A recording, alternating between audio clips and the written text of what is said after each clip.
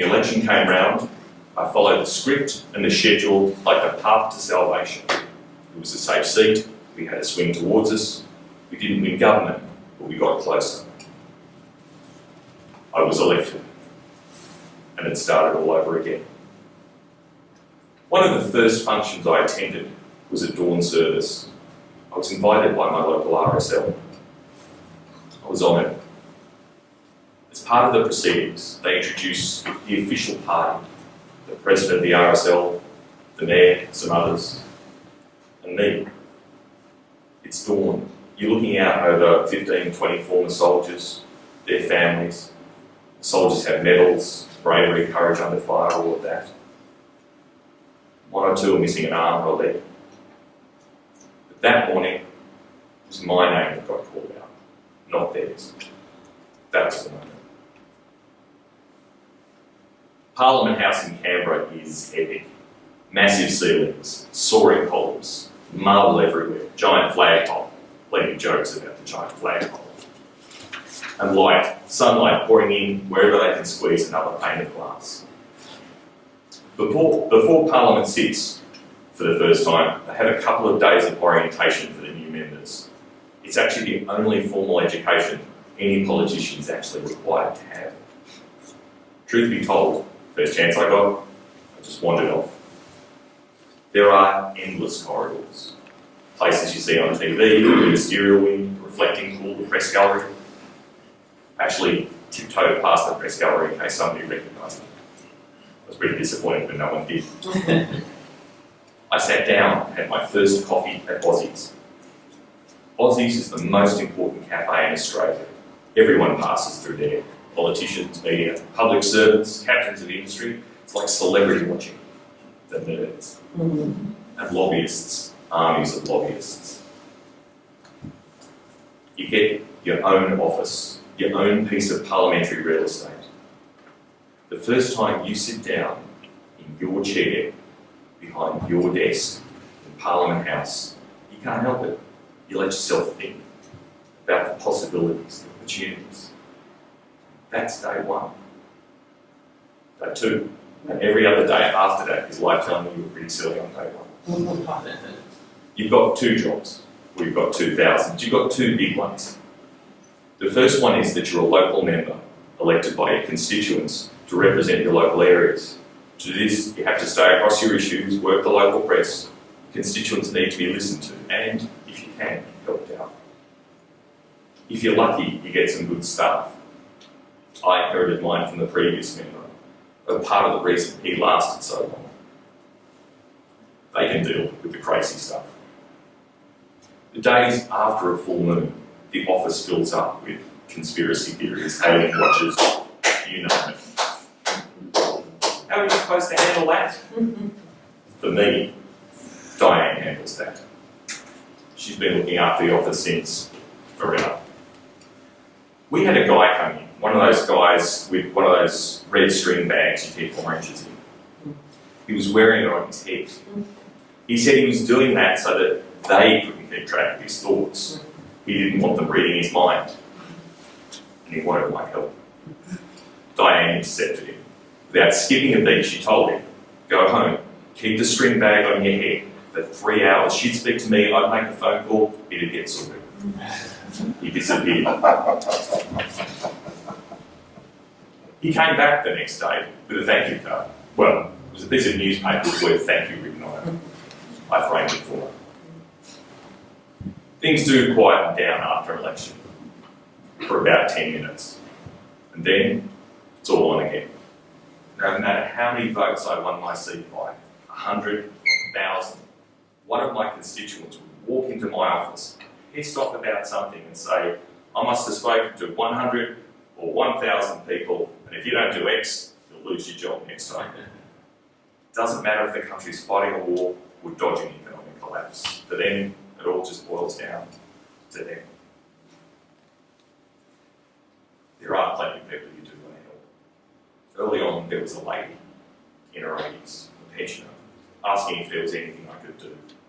Her husband was in care. She couldn't look after him anymore. He hated it. What I did back home, awfully familiar. All she wanted was just a little bit more, just a little. Is there anything I could do? The second job, excuse me, the one I really signed up for, was being a legislator, a parliamentarian, and that one's really relentless. You're in your office in Parliament House, the one you were so excited about, and no matter what you're doing, who you're talking to, what you're reading, you are never 100% focused. It could be the revelation of the meaning of life. Some primal piece of you is focused on the television. And all the TV is showing is what's happening in the chamber. And all you're trying to do is keep track of when the division bells are going to go off. If it does, you have 4 minutes and 30 seconds to get to the chamber to vote.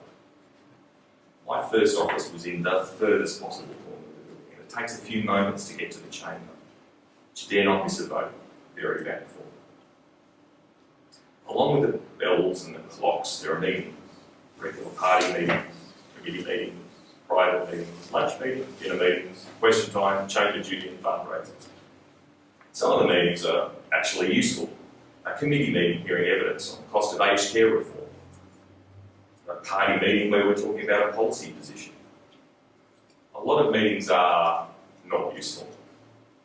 I sat through an eye-glazing 1-hour presentation on the state of the honey industry in Victoria. Keep in mind, I'm from an urban electorate that is not in Victoria.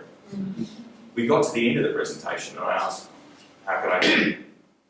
They said they didn't need any help. They just believed I was interested in hearing about recent development. They were particularly pleased because I was the only member from an urban electorate outside of Victoria who bothered to show up. I asked my staff. They said I'd agree. They quoted me back to me. Yeah, I'd love to meet with them. That was the last time I was ever sarcastic about a meeting. And then there's the time spent flying. You fly to Canberra, you fly to committee hearings, you fly on delegations, you fly to fundraisers, you fly and you fly. For the record, never by helicopter.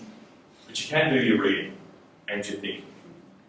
If you're lucky, you can get some writing done. I'm just a little surprised that most policy papers don't start with the cabin staff will now provide the safety demonstration. Without the reading, the travel would be the worst part. The actual worst part is your family. If you have kids, you know how much time they need, deserve.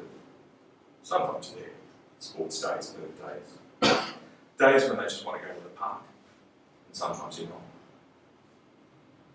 It's a funny choice. You want to make the world a better place. You want to make their world a better place. But you've got to be away from them to do it. We've all heard the one about the politician who comes home early for once in his life and his wife calls out, "It's Daddy," and the kids go rushing to the TV and go, "I can't see him, I can't see him." I'm there for most of the important stuff. Have time spent on the phone as being present. I'm not whinging, it's just context. When I was a staffer with a minister, I was travelling with him in the car, me, him and the driver. He was making a lot of calls. I was trying to brief him on an issue that we were running. We were both getting frustrated. Eventually he looked at me and said, "Mate, you have no idea the amount of information running through my head." Frustrated, I said, "Well, you asked for the job." There was a pause. It was long. The drivers are cunning politicians. Waited to see which side of the fence things would come down. My minister cracked up. He saw the funny side. He listened to my briefing. I kept my job, raised my standing a little. Looking back on it, he might have been a better person than I was. So I made my choice, the job. And for a while, it worked out. I helped some colleagues, did some good committee work, got a little bit of notice. I kept pushing aged care reform. I did want to get noticed. I did want to be seen to be shaping the tree, have some substance. Our current aged care system was designed around the fact that almost no one would get old, seriously old. Lifespan after work wouldn't be long, and the cost and time of looking after the elderly would be good.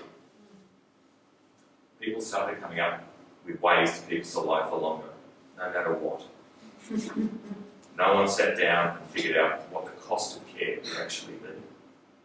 We've got billions of dollars tied up in bricks and mortar as a parking place for the elderly.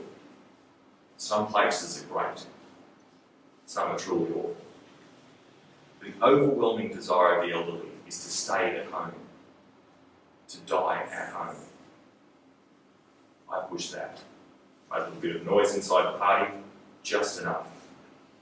And I got lucky. The then Shadow Minister for Aged Care quit for family reasons. Look, I don't know what that means. He did have a big family.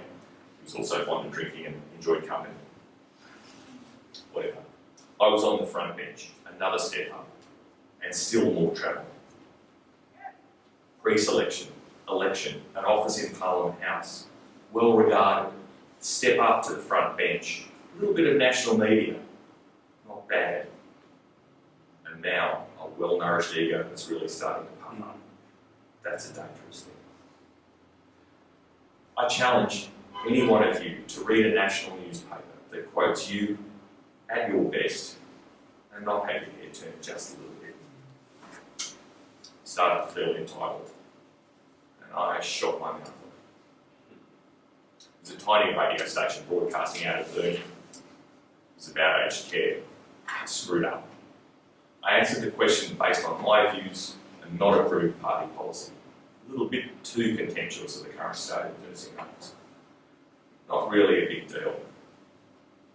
Someone was listening. It did sound a little bit like I was proposing to set up a very expensive scheme to do away with nursing homes. Even though it was not party policy, the then government claimed that I just made an unfunded promise and spent a couple of days bagging the leader about it.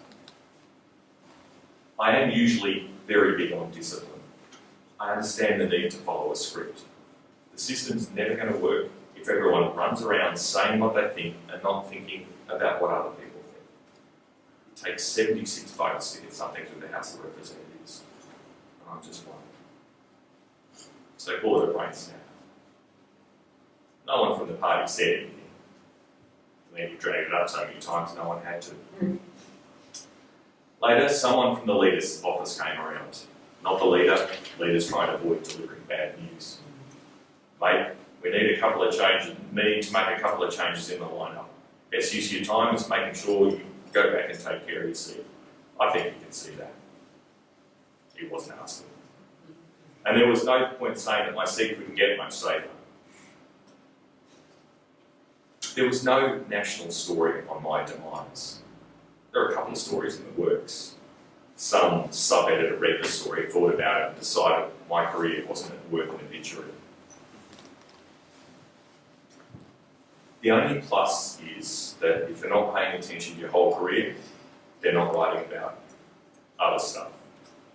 They don't report